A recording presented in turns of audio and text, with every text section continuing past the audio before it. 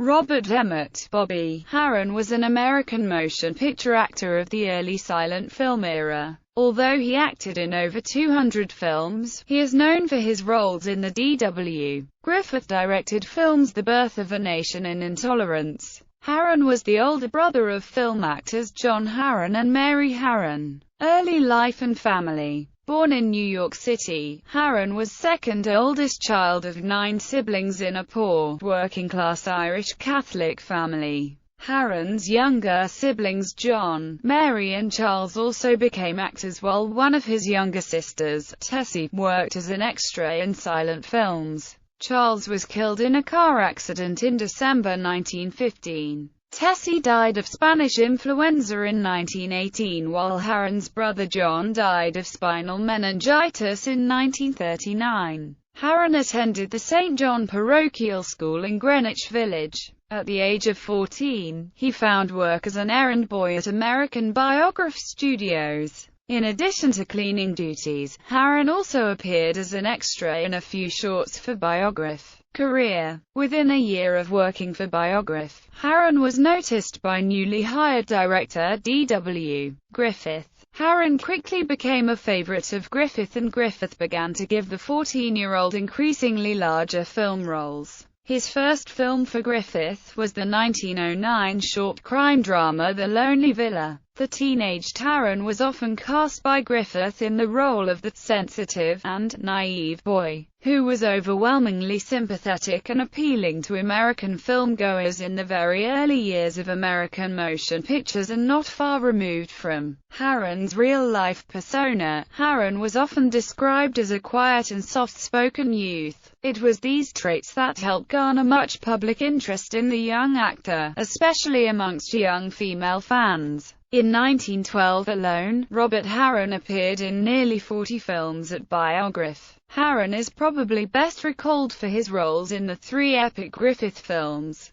1914's Judith of Bethulia, opposite Blanche Sweet, Mae Marsh, Henry B. Walthall and Dorothy and Lillian Gish. 1915's controversial all-star cast The Birth of a Nation, and 1916's colossal multi-scenario Intolerance opposite such popular stars of the era Lillian Gish, Mae Marsh, Miriam Cooper, Wallace Reid, Harold Lockwood, Carol Dempster and Mildred Harris. One of Harron's most popular roles of the era came in 1919 when he starred opposite Lillian Gish in the Griffith-directed romantic film True Heart, Susie. Robert Harron's film career continued to flourish throughout the 1910s, and he was occasionally paired with leading actresses Mae Marsh and Lillian Gish with romantic plots, often in roles that cemented his sensitive boy image. Harron had, in fact, a burgeoning off-screen romantic relationship with Dorothy Gish. By 1920, Harron had grown too old to continue playing the juvenile roles that had launched his career. He began losing leading man roles to Richard Barthelmess. Later that year, D.W. Griffith agreed to loan Harron to Metro Pictures for a 4-picture deal. His first film for Metro, also the last film of his career, was the comedy Coincidence. The film was released in 1921, after Harron's death. In September 1920, Harron traveled from Los Angeles to New York by train to support Lillian Gish at the film premiere of her film Way Down East. He checked into the Hotel Seymour on September 1.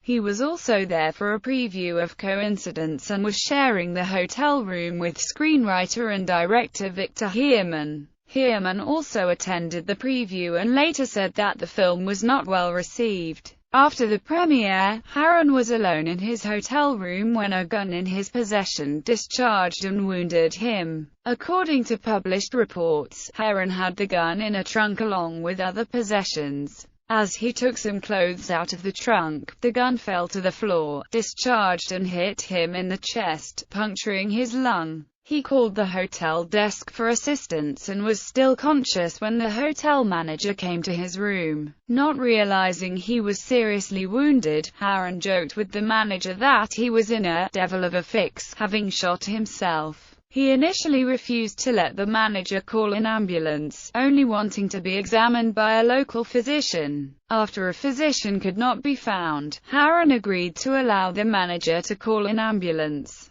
Harron then insisted that he not be taken down by stretcher, but a chair. As Harron had lost a considerable amount of blood, he was finally convinced to be taken downstairs on a stretcher. Harron was taken to Bellevue Hospital Center. While he was being treated, he was arrested for possessing a firearm without a permit under the Sullivan Act and placed in the hospital's prison ward. Shortly after the shooting, rumors arose that Harron had intentionally shot himself. There was speculation that Harron was despondent over being passed over for the leading role in Way Out West. Several of Harron's friends rejected the suicide theory. Harron's friend Victor Heerman, with whom he often went on double dates and was staying with Harron in the Hotel Seymour, later said that he went to see Harron after the shooting and Harron denied that he intentionally shot himself. Harron admitted the gun belonged to him but that he had brought it to New York because he did not want the gun at the family home in Los Angeles.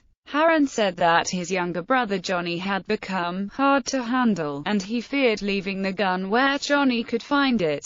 Harron told Heerman that he wrapped the gun up in a pair of his trousers and placed him in his suitcase. On the night of the shooting, Harron said he had gone to retrieve the trousers from his suitcase to have them pressed when the gun fell out and discharged. There were also rumors that Harron had attempted suicide over the breakup of his relationship with Dorothy Gish. Victor Heerman said that Harron was a teetotaler and a virgin because he was a devout Catholic, and for those reasons Heerman rejected claims that Harron had killed himself. Miriam Cooper and Lillian Gish agreed, largely because he was his family's major source of income and he was about to start filming with Elmer Clifton. Harron also told his friend, a priest, that he did not attempt suicide. Friends who visited Harron in the hospital were optimistic about his recovery as he appeared to be on the mend. However, on September 5, 4 days after he was shot, Harron died of his wound. He is interred at Calvary Cemetery in Woodside, Queens, New York City. Selected filmography.